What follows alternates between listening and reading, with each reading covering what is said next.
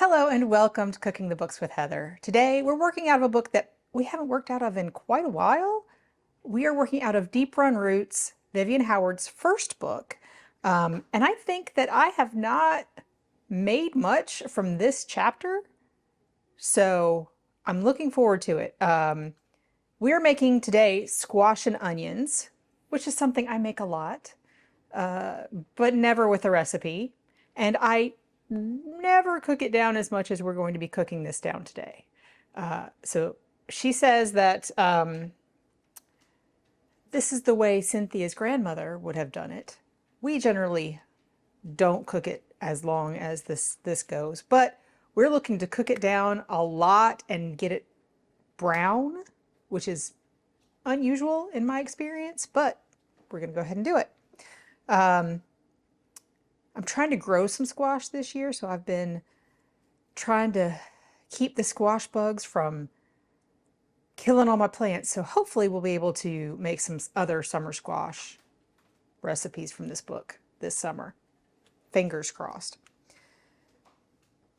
In my Dutch oven here, I have bacon fat. So I just keep it in a mason jar in the refrigerator, marked, add to it when I can. So I just used that.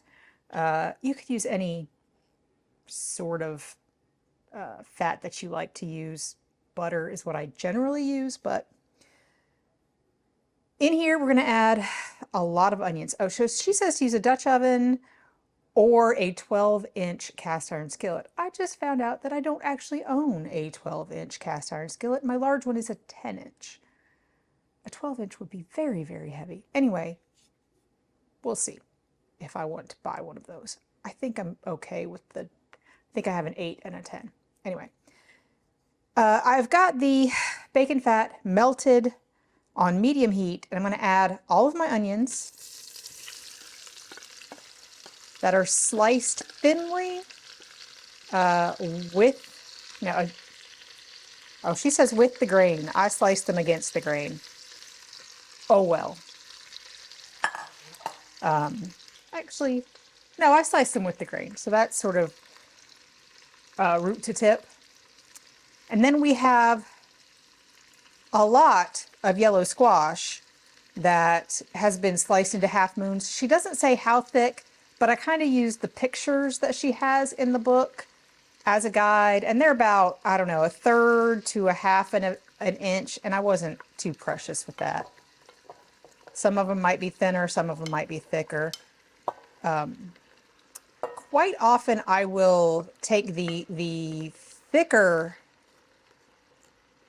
end of the squash and do it into quarters and then slice it, but we just did half moons the whole way because that's what she says to do. And now we're going to add salt, and it's going to seem like not enough salt for this much squash, but I have a feeling that since we're cooking it down, it will probably be enough. And black pepper.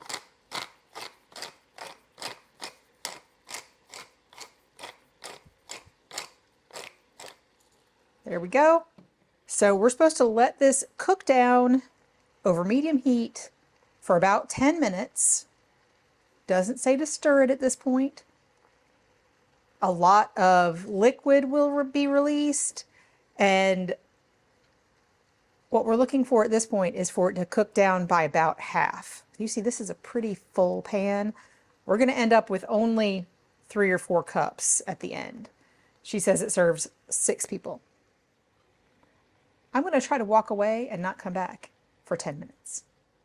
It's been 10 minutes. I'm going to give it a stir. It hasn't really, it's gone down a little bit, but not a lot, but haven't stirred it at all yet. So there's definitely some liquid down there at the bottom.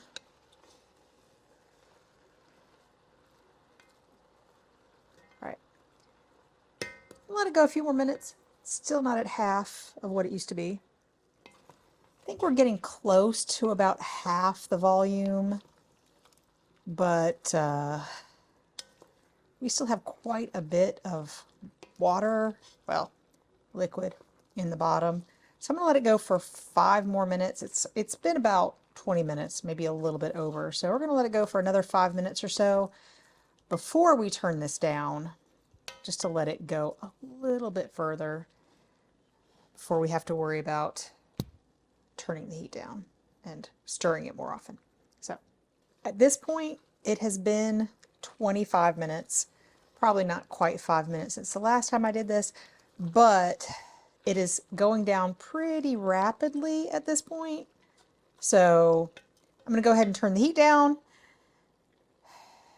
and we're going to stir it more often now. So I have to be in the kitchen more often all the time now. Just we don't want this to burn. It is okay if it sticks and browns. We're looking for browning, but we want to scrape that up and stir it in before it burns. So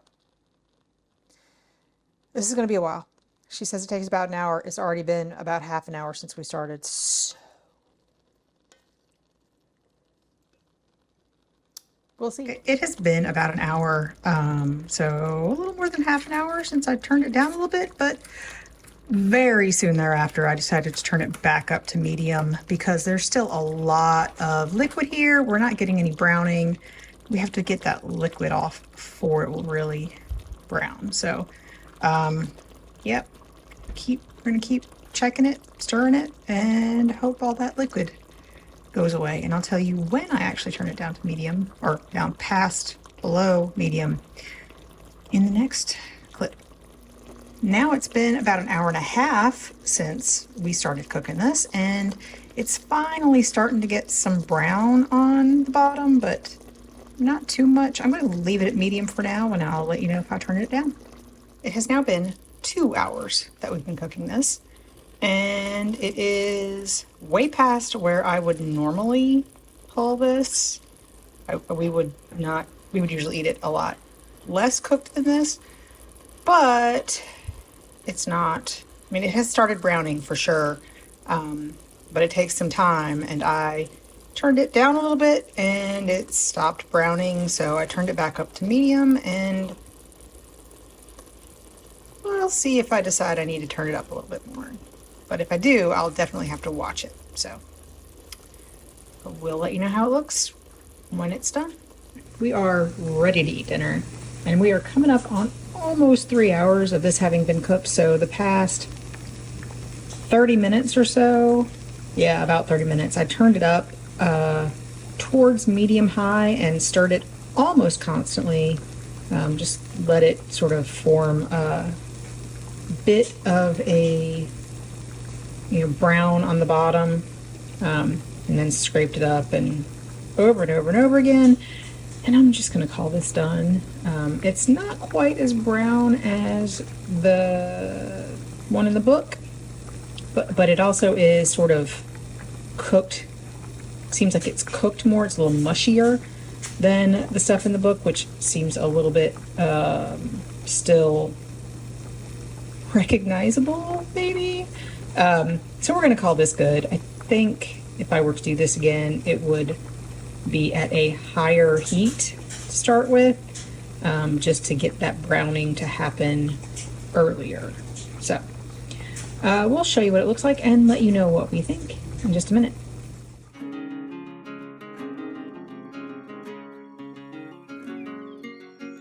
On this episode of Cooking the Books with Heather, you watched me make squash and onions from Vivian Howard's first cookbook, Deep Run Roots. So like I said, we make squash and onions all the time,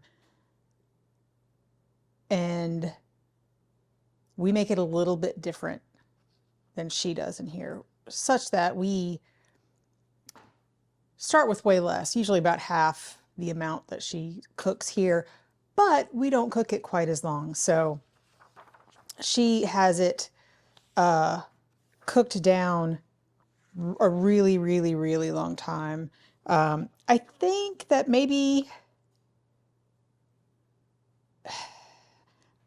ours was not as brown as hers is in these pictures, but it was also a little squishier. And I think that having it in a wider pan, a wider, less deep pan than the Dutch oven, which is an option in the book, may have helped. Also, I think I needed to cook it at a little bit of a higher heat because it ended up taking about 3 hours rather than the about an hour that she says.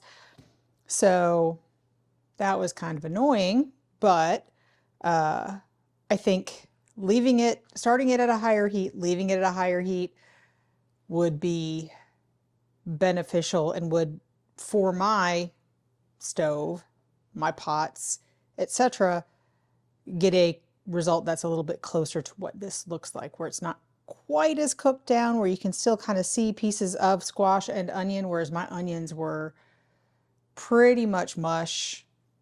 You could see some of the squash, but there were no, it wasn't much squash as far as pieces. A lot of it was mushy. It tasted delicious. It tasted a lot like the bacon fat that we cooked it in. It was very sweet from the onions and the vegetables, the, fresh summery vegetables have a lot of sweetness in them, and we cooked it down, so it did taste pretty sweet. There was enough salt that I did not have to add any extra salt. I mean, there's some salt in the bacon fat too, so that is not so surprising. Yeah, all around, I probably won't cook it down this much again, but there's another recipe that you start with this and make sort of a pureed dip. So stay tuned, and we'll be using some of our leftovers to make that. And I'll link it, once we have that video done and up, but I'm looking forward to that. It was a good test. I think I like my current squash and onions a little bit better. I might try to cook at a little bit of a higher heat because I don't usually put any brown on mine at all. If I do, it's kind of on accident because I didn't pay too much attention. But yeah, if you have never tried squash and onions, you really should try it. And you can pull it and eat it at whatever stage you want. Once it's cooked enough for you, you can eat it. Anyway, if you've enjoyed watching me make this, please give me a thumbs up. Hit the subscribe button, share this with your friends, and come back and watch me make something else next week. Maybe the squash and onions mother.